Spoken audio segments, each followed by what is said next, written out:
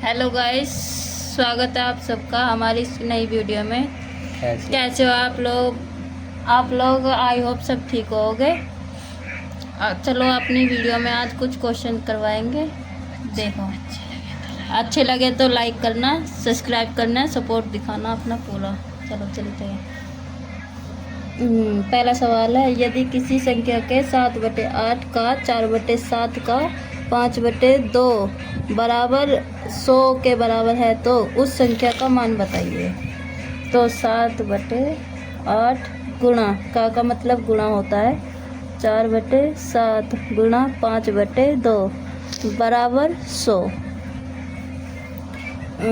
5 से काटेंगे 100 को, 5 दूनी 10, 20, 4 पंजे 20। ठीक है, और अब इनकी गुणा करके इधर ले जाएंगे। ठीक है, 5 दूनी 10, 7 अट्ठे 56, 56 और 10 560, 7 बराबर 560। अब 7 अट्ठे 56, 80, इसका मान आया 80। ठीक है, चलते अब दूसरा सवाल करते हैं। ये कह रहा है क्या? चलते हैं दूसरे सवाल पर, चलते हैं अगले सवाल पर। कह रहा है 2/3, 3/4, 4/5, 9/11 का एलसीएम बताइए। अब इसमें ऊपर वाले इनका एलसीएम लेंगे, नीचे वाले इनका एचसीएफ लेंगे। चलो, 2, 3, 4, 9 का एलसीएम बटे 3, 4, 5, 11 का HCF। इसमें एलसीएम में आएगा 4 गुणा 9, क्योंकि जो 9 में होता है, 9 में 3 आता, 4 में 2 आता है, तो 4 और 9 ही लेंगे।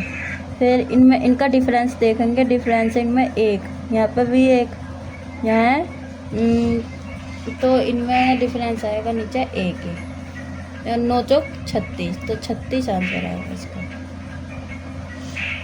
अब चलते हैं अगले सवाल पर। 8वीं अभाज्य संख्या और 50 के तुरंत बाद आने वाली अभाज्य संख्याओं का गुणनफल क्या है। 8वीं अभाज्य संख्या होती है हमारी 19। 8वीं जो अभाज्य संख्या है हमारी बराबर 19 है। ठीक है, और 50 के तुरंत बाद आने वाली अभाज्य, 50 के तुरंत बाद आने वाली अभाज्य संख्या बराबर 53 है। तो अब इनका गुणनफल, इनकी गुणा कर देंगे। 19 गुणा 53, 19 × 63, 63 का 3 का 6, और 19 पंजे 95 और 6 101, 101 आंसर 1013। ठीक है, चलते हैं अब अगले सवाल पर, जुड़े रहिए हमारी वीडियो में। और ये कह रहा है, यदि 160 का x% बराबर 8 है तो x का मान बताइए। तो 160 का मतलब गुणा बटे x, गुणा x बटे परसेंटेज का मतलब होता है बटे में 100 बराबर 8। 0 से 0 कटी, 8 दूनी 16। ठीक है, 2 पंजे 10, x बराबर 5। ठीक है, अब चलते हैं अगले वीडियो में, अगले सवाल। ए ने एक वस्तु बी को 25% लाभ पर बेची और बी ने एक निश्चित लाभ अर्जित करते हुए इसे सी को बेच दिया। यदि सी का क्रय मूल्य ए के क्रय मूल्य से 30% अधिक है तो बी द्वारा अर्जित लाभ प्रतिशत ज्ञात कीजिए। ए ने बी को 25% लाभ पर बेची। ए बी सी, ए ने बेची बी को 25% लाभ पर, यहाँ मान लेते हैं हम 100, यहाँ होगा 125। ठीक है, 100 का 25% होता है 125, ठीक है। अब ये कह रहा है बेची, और बी ने एक निश्चित लाभ अर्जित करते हुए इसे सी को बेच दिया। यदि सी का क्रय मूल्य ए के क्रय मूल्य से 30% अधिक है, सी का क्रय मूल्य तो बी द्वारा अर्जित किया गया लाभ 30% प्लस 30% 130, ठीक है। इनमें 130 5% का लाभ हो रहा है, ठीक है। 5% आंसर आएगा इसका, 5%। चलते हैं अब अगले सवाल पर। ये कह रहा है, ये पूछ रहा है 7 6 4 5 3 x 2 2 8 y 72 से डिवाइड है, तब इसका मान बताइए। तो x का इसमें मान रखेंगे, जो 8 72 होता है ना, तो 8 से भी कटे और 9 से भी कटे, ठीक है। तो यहाँ हम धरते हैं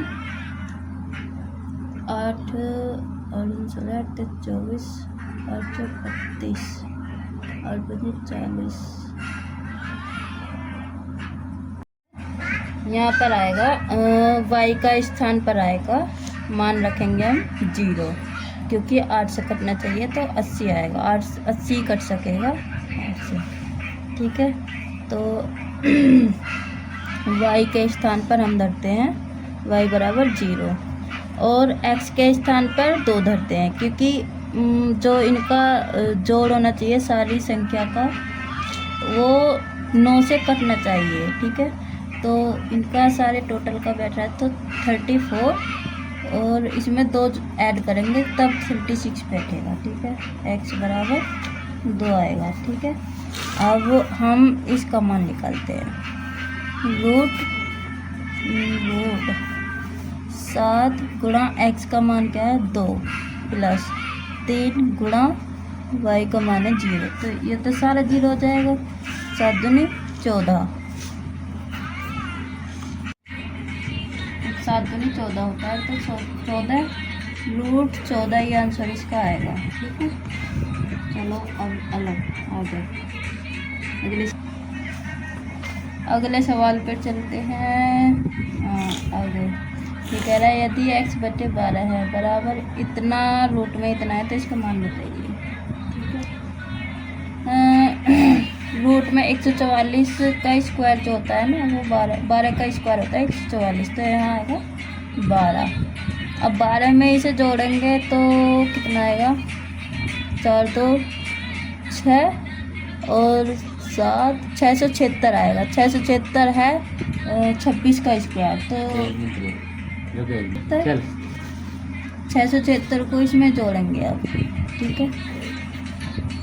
24 74 प्लस 676 बटे 12, अब इन्हें जोड़ेंगे, ठीक है। x बटे 12 बराबर 6 6 12 6 6 4 है यहाँ पर 6 4 10 की 0 हासिल को 1 7 2 9 और 10 0 हासिल को 1 5 और 2, ये 2500 जो स्क्वायर है x बटे 12 बटे बराबर 50 का स्क्वायर है, ठीक है, 50 का। तो x बराबर 50 गुणा 12, x बराबर 12 पंजे 60, 600 x का मान आएगा 600, ठीक है। बस लाइक करें, सब्सक्राइब करें और चैनल को सब्सक्राइब करें और वीडियो को शेयर करें।